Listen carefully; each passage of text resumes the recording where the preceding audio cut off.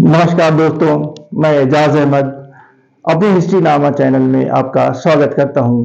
आज मैं एक ऐसे टॉपिक पे बात करूंगा जो प्राचीन भारत में वैदिक पीरियड से संबंधित है, महाभारत के बारे में, महाभारत की ऐतिहासिकता के बारे में कि किस हद तक वो ऐतिहासिक है। ये सारी बातें मैं आज आपके सामने प्रस्तुत करने जा रहा हूं। महाभारत की ऐतिहासिकता, उसमें सच्चाई कितनी है। महाभारत एक बहुत बड़ा ग्रंथ है और उस ग्रंथ में को वेद व्यास ने लिखा है। वेद व्यास उस समय के ऋषि थे, वेद व्यास, जिन्होंने इस ग्रंथ की रचना की है। ऐसा माना जाता है कि यह घटना 8th सेंचुरी में घटी थी। 8th सेंचुरी BCE, यानी कि रामायण का पीरियड। लेकिन इसमें बहुत सारी बातें हैं जो हजम नहीं होती। यानी कि बहुत सारे लोग हैं, जैसे बीबी लाल, प्रोफेसर बीबी लाल, उनका कहना है 836 ईसा पूर्व में यह घटना घटित हुई थी। रे चौधरी का कहना है, ये प्रोफेसर रे चौधरी, इनका कहना है कि यह घटना घटी है 900 BC में। इसमें केसी यादव हैं, एक अब नहीं है दुनिया में। केसी यादव का कहना है कि यह घटना 1400 BCE में घटी है। खैर, ये बात तो एकदम से परे हो जाती है। एक अंग्रेज इतिहासकार है मैक्स मुलर, उनका कहना है कि यह घटना 422 BCE में घटित हुई। 422 में। इन तमाम सारी घटनाओं को देखते हुए, इन तमाम सारे लोगों के, इतिहासकारों के अपने एनालिसिस के देखते हुए हम इस नतीजे पे पहुंचते हैं कि यह मैक्स मुलर वाली बात काफी हद तक सच है। क्योंकि 8वीं या 9वीं शताब्दी में अगर यह घटना घटी है, ईसा पूर्व में यह घटना घटी है, तो रामायण कब घटी? रामायण भी 8th सेंचुरी की है, 8th सेंचुरी BC की है, जबकि रामायण में महाभारत में कई सौ साल का फर्क है। रामायण में हम देखते हैं कि पूरा उत्तर भारत से लेकर साउथ तक कोई राजा ही नहीं था, सारा जंगल ही जंगल था, लंका के बीच में, अयोध्या के बीच में। महाभारत में देखते हैं कि बहुत सारे राजा महाराजा थे और पूरे हिंदुस्तान से इस लड़ाई में हिस्सा लेने के लिए आए थे। तो इस तरह से ये इसकी बात की जाए तो ये 422 ईसा पूर्व वाली बात काफी गले उतरती है या समझ में आती है, और इसे लिखा था वेद व्यास ने। 422 ईसा पूर्व में वेद व्यास ने इसकी रचना की। अब एक बात मैं बताना चाहता हूं आपको, इस वेद व्यास ने जो ग्रंथ लिखा, वह ग्रंथ तकरीबन 8800 श्लोकों पर आधारित है।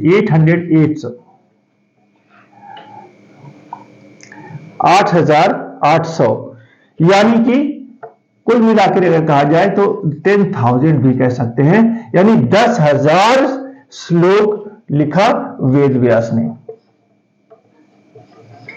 वेद व्यास ने 10,000 श्लोक, और इसको शुरू में हम देखते हैं जय संहिता नाम दिया गया।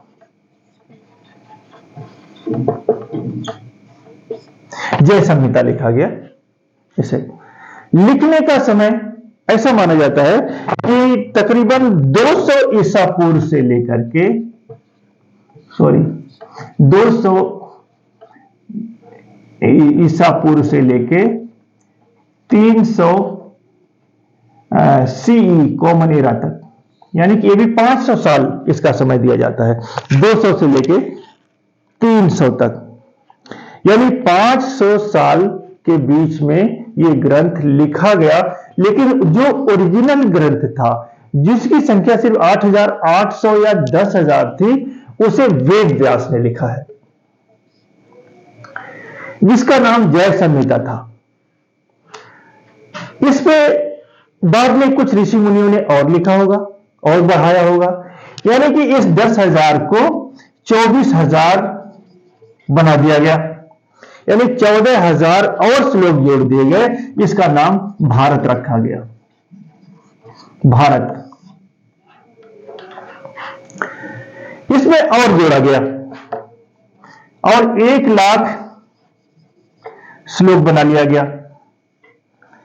कुछ लोग यही मानते हैं कि करेंटली इस वक्त 1,10,000 श्लोक है इसमें, और इसका नाम रखा गया महाभारत। मोटा मोटा हम 1,00,000 की बात करते हैं। तो यानी कि शुरू कितना है, बेसिक कितना था इसमें? इसमें था 10,000 जय संहिता, इसके बाद भारत संहिता, इसके बाद हम देखते हैं महाभारत। ऐतिहासिकता की बात बाद में करेंगे, लेकिन उससे पहले मैं आप लोगों को कुछ घटनाओं के बारे में इसके बाद बताता हूं।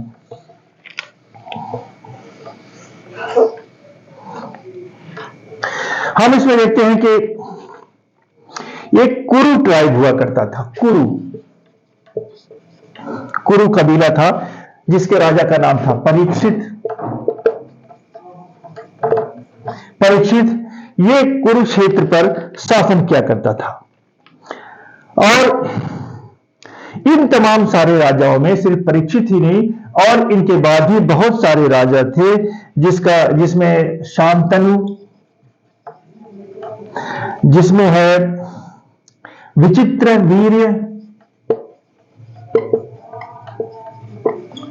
विचित्रवीर्य है, और धृतराष्ट्र है,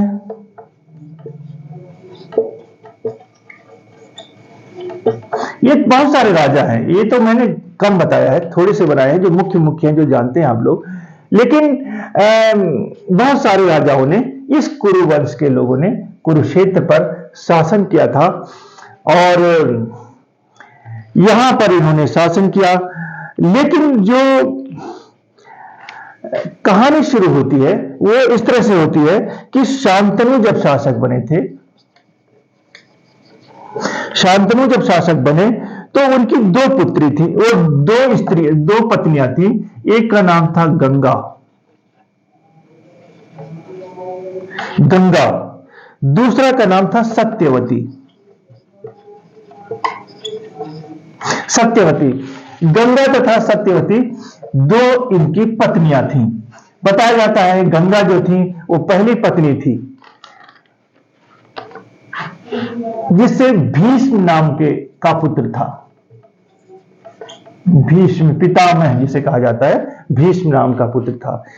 शांतनु ने सत्यवती से इस तरह से विवाह किया, एक शर्त के ऊपर, कि सत्यवती ने कहा कि अगर मैं इस शर्त पे विवाह करूंगी कि आपके बाद मेरा ही बेटा राजा हो। बहरहाल इन्होंने मान लिया शांतनु ने, और इनसे विवाह कर लिया था। अब भीष्म को जब ये बात पता चली तो भीष्म ने आजीवन विवाह न करने का फैसला लिया, तथा ये फैसला लिया कि मैं कभी राजा भी नहीं बनूंगा, विवाह भी नहीं करूंगा, राजा भी नहीं बनूंगा। तो ये इसलिए इनको गंगा पुत्र भीष्म कहा जाता है। बहुत सारे लोग कहते हैं गंगा नदी का पुत्र, लेकिन ये गंगा नदी नहीं है, बल्कि गंगा नाम की स्त्री से इनकी उत्पत्ति हुई थी। शांतनु तथा गंगा के बेटे थे भीष्म। यहां पे दूसरा है सत्यवती हम देखते हैं उसके 2 बच्चे हुए सत्यवती के। एक था चित्रांगद था, दूसरा था विचित्रवीर्य।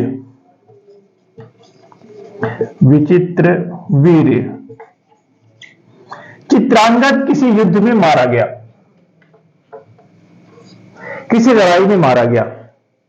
इस तरह से हम देखते हैं विचित्रवीर्य ही शांतनु के बाद शासक बना, विचित्रवीर्य शासक बना शांतनु के। अब हम देखते हैं कि विचित्रवीर्य शासक बनना था या बना, क्योंकि ये था ही नहीं। अब हम विचित्रवीर्य की बात करें, विचित्रवीर्य ये शासक बना, लेकिन अकाल मृत्यु हो गई इसकी, विचित्रवीर्य की, यानी कि अकाल मृत्यु इसको कहते हैं बिना किसी पुत्र के, बिना किसी औलाद के ही मर जाना। इसके पत्नी से कोई औलाद नहीं हुई तो ये अकाल मृत्यु हो गई इसकी। और अकाल मृत्यु के बाद इसकी पत्नी ने नियोग किया, नियोग प्रथा से 2 बच्चों को जन्म दिया। एक था पांडु, दूसरा था धृतराष्ट्र।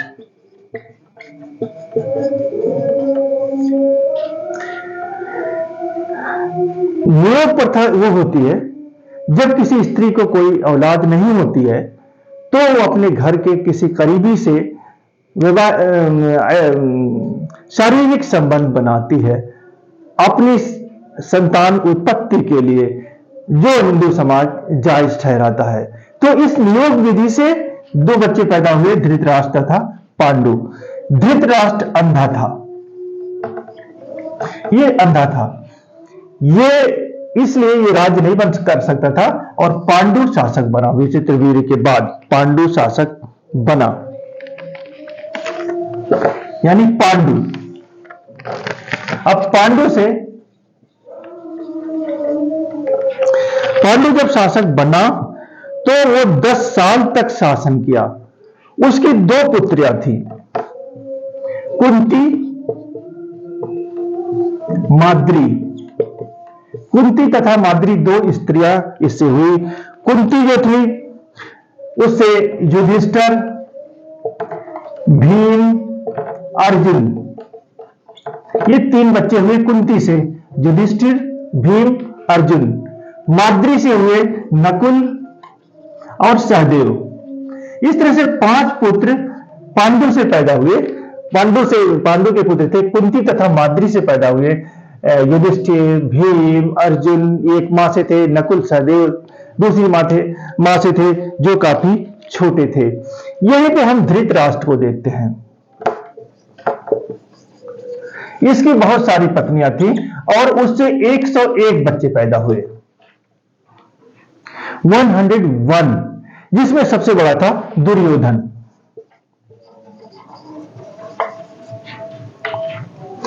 जब ये दुर्योधन पैदा हुआ, ये सारे पैदा हुए, ये 101 बच्चे ये और 5 ये सारे के सारे गुरु द्रोण के यहां शिक्षा लेने के लिए भेज दिया गया। उनको वहां पे आपस में कटुता चलती थी, आपस में कंपटीशन चलता था और दुश्मनी भी बढ़ती जाती थी।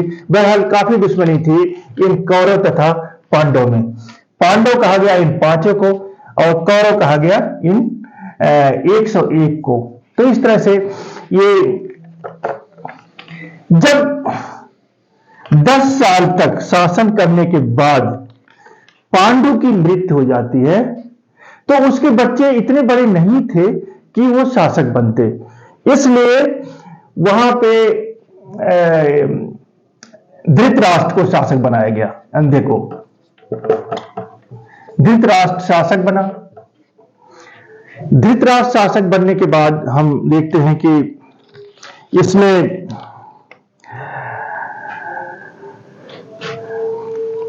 दो हिस्सों में बांट दिया अपने राज्य को, क्योंकि इनके कुछ दरबारियों का यह भी मानना था कि क्योंकि पांडु शासक थे पहले और पांडु के बच्चे 5 हैं तो इन 5 को भी सत्ता मिलनी चाहिए, इसलिए उन्होंने अपनी राजधानी तो रखा। कौरवों की राजधानी थी हस्तिनापुर, और जो पांडव की राजधानी थी वो थी इंद्रप्रस्थ। इसे 2 राज्यों में बंट गया। एक जगह हस्तिनापुर जो कौरव थे, पांडव जो थे ये थे, लेकिन प्रैक्टिकली जो था धृतराष्ट्र ही शासन था। प्रैक्टिकली तो दुर्योधन था, लेकिन ऑफिशियली डी जोरो जो शासक था वो धृतराष्ट्र था। ये लोग लेकिन ये नहीं चाहते थे, इसे दुर्योधन को ये बात खलती थी कि किसी भी तरह से राज्य इन्हें नहीं मिलना चाहिए पांडवों को, इसलिए अपने मामा के साथ मिलकर जिसका नाम था शकुनी, उन्होंने एक युद्ध क्रीड़ा रखी, उन्होंने एक जुआ खेलने का रखा। और जुआ ऐसा था जिसमें ये पांडव जो थे अपना पूरा राजपाट हार गए, इन्होंने अपनी पत्नी को भी हार गए, जिसे द्रौपदी बोला जाता है। द्रौपदी को भी हार गए। भरे दरबार में द्रौपदी का चीरहरण हुआ। उसको ये इस समय की सबसे क्रूरतम घटना थी, जिसमें एक स्त्री को पूरे दरबार में उसको नंगा करने का प्रयास किया गया। यह अलग बात है, ईश्वर ने उसकी मदद की और उसकी इज्जत बच गई। तो इसके बाद यह कहा गया कि ठीक है, हम तुम्हारा राज्य लौटा देंगे अगर तुम वनवास जाओ। तो इस तरह से इन्होंने 12 वर्ष का वनवास भेजा इनको, 12 वर्ष वनवास और 1 वर्ष का अज्ञातवास। यानी कि 12 साल तक तो आप जंगलों में भटकेंगे, 1 साल ऐसा बिताएंगे कि आपको कोई पहचान नहीं सके, कोई देख ना सके। अगर किसी ने आपको पहचान लिया कि आप ही पांडव हो, तो फिर से आपको 12 वर्ष वनवास करना पड़ेगा। बहरहाल ये क्या करते, ये सब कुछ हार चुके थे, पत्नी हार चुके थे। पत्नी भी इसी शर्त पे इनको सौंपी गई कि ठीक है, जबकि राज्य इन्हें नहीं सौंपा गया था और इन्हें जंगलों में भेज दिया गया। जब ये पूरा वर्ष इन्होंने 13 वर्ष लगा करके जब ये लौटे, तो इन्होंने अपने राज्य की मांग की दुर्योधन से। दुर्योधन ने मना कर दिया कि बिना युद्ध के मैं 1 इंच जमीन नहीं दूंगा। और 18 दिनों तक कुरुक्षेत्र के मैदान में युद्ध हुआ। कुछ लोगों का मानना है 18 नहीं 21 दिन में यह युद्ध समाप्त हुआ था। इसमें पांडवों की विजय हुई थी, जिनका साथ लॉर्ड कृष्णा दे रहे थे, कृष्णा। तो और इधर की तरफ द्रोणाचार्य थे। तो इस तरह से दोनों युद्ध हुआ, जिसमें विजय प्राप्त हुई पांडवों की। और पांडव एक बहुत बड़ी धन जन की हानि के बाद, जैसा कि बताया जाता है, लाखों करोड़ों लोगों के मृत्यु के बाद यह युद्ध जीता गया। हिंदुस्तान के कोने कोने से तकरीबन राजा आए थे। अब मैं ऐतिहासिकता की बात करता हूं। इसमें ऐतिहासिकता की बात यह है कि अगर तमाम सारे ये उस समय क्या इतना बड़ा युद्ध था, क्या इतनी बड़ी परिधि में हुआ होगा कि पूरे हिंदुस्तान से लोग शासक इसमें हिस्सा लिए होंगे? क्या वहां पे इतनी आबादी थी कि लाखों लोग उसमें मारे जाएं? उस वक्त ऐसा समय था जब पूरे उत्तर भारत में फैल रहे थे लोग, जब आर्यों का आगमन हो रहा था। उस वक्त इतनी आबादी नहीं थी। तो यह भी संदेह के घेरे में ले जाती है कि इतने बड़े लेवल का ये युद्ध हुआ रहा होगा। दूसरी बात ये कि 10,000 श्लोक, 10,000 श्लोक से फिर 24,000 बना, 24,000 से 1 लाख बना। यानी कि अगर हम मान लें ये पूरी घटना सच्ची है, सब कुछ इसमें सत्य है, वेद व्यास ने पूरी तरह सत्य लिखा, यानी 10,000 श्लोक लिखा। तो 10,000 श्लोक अब 1 लाख है, यानी कि 10,000 श्लोक अगर सच है, अगर उसमें 90,000 झूठ मिला दिया जाए, तो सत्यता कहां पहुंचती है? 10,000 सत्य वेद व्यास की बात करें तो जय संहिता सही है, लेकिन अगर उसमें 90,000 नमक मिर्च लगाया जाए उस कहानी में, तो उसकी सत्यता पर क्वेश्चन मार्क लगता है, सवाल या निशान उठते हैं कि यह कहां तक सत्य है, किस हद तक सत्य है। हां ठीक है, शहरों के नाम सही हैं, क्षेत्रों के नाम, घटनाओं के नाम कुछ हद तक मेल खाता है, लेकिन इसमें अतिशयोक्ति कूट कूट के भरी हुई है, बढ़ा चढ़ा कर लिखा हुआ है। और आबादी जो प्रभावित हुई, जो लाखों लोग मारे गए, वो भी पूरी तरह से अतिशयोक्ति भरा हुआ कदम है। उस समय ऐसा नहीं था, पॉसिबल नहीं था। उस समय की लड़ाइयां ऐसी होती थी जैसे आज 2 गांव की लड़ाइयां हो गई, लंबे लंबे समय तक। एक ऐसा युद्ध नहीं होता था जिसमें एक तरफ से सारे भिड़ जाए, बल्कि एक महारथी कोई जा रहा है 8-10 को लेकर, उधर से 8-10 को लेकर आ रहे हैं, आपस में तीर तलवार चल रहे हैं, और इसके बाद एक के खात्मे के ऊपर वो दिन बंद कर दिया जाता था। नेक्स्ट डे दूसरा दूसरी घटना होती थी, दूसरा कोई एपिसोड होता था। तो इसमें इतने ज्यादा लोगों के मारे जाने की बात नहीं है।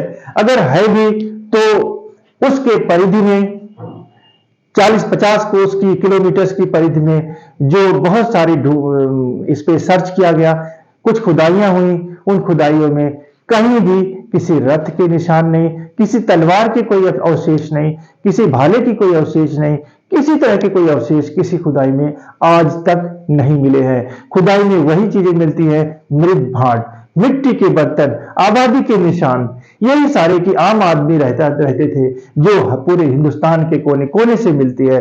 लेकिन उस कुरुक्षेत्र के आसपास युद्ध जैसी सामग्री खुदाई में कहीं भी नहीं मिलती है। तो इससे माना जाता है कि इसमें अतिशयोक्ति तथा कल्पना का समावेश है और इसमें सच्ची घटनाएं हो सकती हैं, धार्मिक आधार पर सच्चा हो सकता है, लेकिन ऐतिहासिक दृष्टि से इस पे सवालिया निशान जरूर है। आज बस इतना ही। मैं आप लोगों को अगले दिन नेक्स्ट एपिसोड में पेश होऊंगा। Thank you very much.